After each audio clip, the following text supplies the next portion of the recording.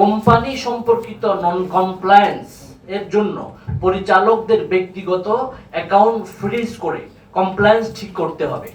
এক্ষেত্রে ডিভিডেন্ড বিতরণের অনিয়ম দূর হবে। 2, পুঁজিবাজার সংক্রান্ত বিষয়ে সকল স্টেক হোল্ডারদের সুচিন্তিত মতামত গ্রহণ করে পারস্পরিক অনাস্থা দূর করে বিনিয়োগকারীদেরকে আস্থায় নেওয়ার কার্যকর উদ্যোগ গ্রহণ করতে হবে। কোথায় ধারাবাহিক মার্কেট পতন ও অযোগ্যতার দায়ভার নিয়ে বিএসইসির চেয়ারম্যানকে নিজ দায়িত্ব থেকে সরে যাওয়ার আহ্বান জানায়। বিএসইসিকে পুঁজিবাজারের স্বচ্ছতা বাড়াতে আইনের সময়োপযোগী সংশোধন করতে হবে। 4, বিগত 15 বছর কারসাজির কারণে সৃষ্ট পতনে সর্বস্ব হারিয়ে যেসব বিনিয়োগকারী আত্মহত্যা ও হার্ট অ্যাটাকে মারা গেছেন, সেই সব বিনিয়োগকারীদের পরিবার থেকে একজনকে চাকরির সুব্যবস্থা করে দেওয়ার জোর দাবি জানাচ্ছি। 2010 সালের ধসের পর থেকে আজ অবধি পুঁজিহারা বিনিয়োগকারীদের 50% পুঁজির যোগান দেওয়ার জন্য সংশ্লিষ্ট কর্তৃপক্ষের নিকট জোর দাবি জানাচ্ছি। 6, চিহ্নিত কারসাজিকারকদের কারণে 2010 সালের মহাধসের পর থেকে বিনিয়োগকারীদের পুঁজি রক্ষার আন্দোলন করতে গিয়ে বিগত সরকারের হামলা মামলার রোষানলে পড়ে নিরীহ বিনিয়োগকারীরা চরম আর্থিক সংকট, পারিবারিক ও সামাজিক বৈষম্যের শিকার হয়ে মানবেতর জীবনযাপন করতে বাধ্য হয়েছে, যার খবর কেউ রাখেনি। সুতরাং সকল হয়রানিমূলক মিথ্যা মামলা নিঃশর্ত প্রত্যাহার করতে হবে। মিথ্যা মামলা চালাতে গিয়ে যত টাকা খরচ হয়েছে তার ক্ষতিপূরণের ব্যবস্থা করতে হবে। পুঁজিবাজারে তালিকাভুক্ত কোম্পানিগুলোতে স্বেচ্ছাচারিতার কারণে বিনিয়োগকারীদের সঠিক তথ্য না দেওয়া, প্রকৃত লভ্যাংশ থেকে বিনিয়োগকারীদের বঞ্চিত করা, বিভিন্ন কোম্পানির বিভিন্ন অনিয়ম তুলে ধরে কথা বলার সুযোগ না দেয়া এবং দুর্নীতি ও অপকর্মের মাধ্যমে এজিএম সম্পন্ন করে কোম্পানির এজেন্ডা পাস করানোর মধ্য দিয়ে বিনিয়োগকারীদের সর্বপ্রকার অধিকার হরণ করা হচ্ছে।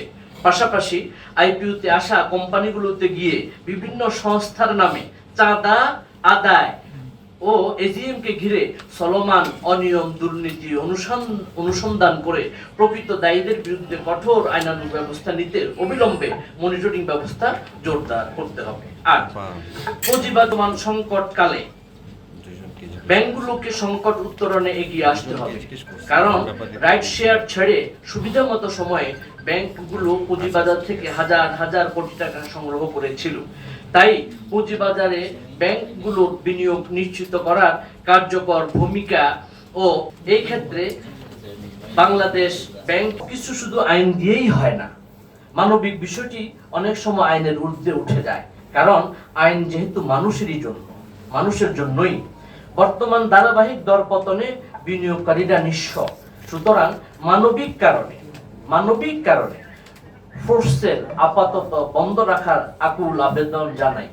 বর্তমান প্রেক্ষাপটে পুঁজিবাজারকে অব্যাহতভাবে গতিশীল রাখার স্বার্থে প্রাতিষ্ঠানিক বিনিয়োগকারী ও বড় বিনিয়োগকারীদের বাজারে সক্রিয় করতে উদ্যোগ গ্রহণ করলে ইকুইটি মাইনাস অ্যাকাউন্টগুলো দ্রুত লেনদেনের আওতায় আসবে। এক্ষেত্রে প্রয়োজনীয় আইনি কাঠামোয় মার্চেন্ট ব্যাংক ও ব্রোকার হাউসগুলোকে তহবিল বৃদ্ধির জন্য তাদেরকে নিজস্ব ব্যবস্থাপনায় অর্থ সংগ্রহের সুযোগ দেওয়া যায় কিনা সে বিষয়ে বিএসইসির মনোযোগ আকর্ষণ করছি।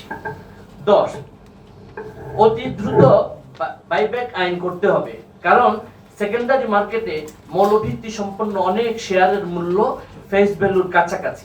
এমত অবস্থায় প্রিমিয়াম সহ ইস্যু মূল্যের নিচে শেয়ার দর নামলে তা সংশ্লিষ্ট কোম্পানি মালিককে বাইব্যাক করতে হবে। 11, আইনি নির্দেশনা থাকা সত্ত্বেও ইস্যু ম্যানেজাররা মৌলভিত্তি সম্পন্ন ইস্যু না এনে নামসর্বস্ব কোম্পানির শেয়ার ছেড়ে অধিক প্রিমিয়াম সহ আইপিও এর মাধ্যমে অর্থ উত্তোলন করার পর আর কোনো দায়বদ্ধতা নিতে চায় না। অথচ তালিকাভুক্তির 3 বা 6 মাসের মাথায় অনেক কোম্পানি বিভিন্ন অজুহাতে বিনিয়োগকারীদের অর্থ বছরের পর বছর আটকে যায়। এজন্য দায়ী ইস্যু ম্যানেজারদের চিহ্নিত করে জরিমানা আদায় পূর্বক লাইসেন্স বাতিল ও আইনানুগ ব্যবস্থা গ্রহণ করতে হবে। নতুন কোম্পানির সেকেন্ডারি মার্কেটে তালিকাভুক্তির পর তাদের সার্বিক কার্যক্রম সঠিক মনিটরিং এর আওতায় আনতে হবে। 12 পুঁজিবাজার বিষয়ক তথ্য ব্যাংক গঠন করে বিনিয়োগকারীদের জন্য পুঁজিবাজার সংক্রান্ত সকল প্রকার তথ্য নির্দিষ্ট স্থান থেকে সংগ্রহ করার সহজ সুবিধা নিশ্চিত করতে বিএসইসি কে ডিএসসি ও সিএসসি সমন্বয়ে কার্যকর ব্যবস্থা নিতে হবে।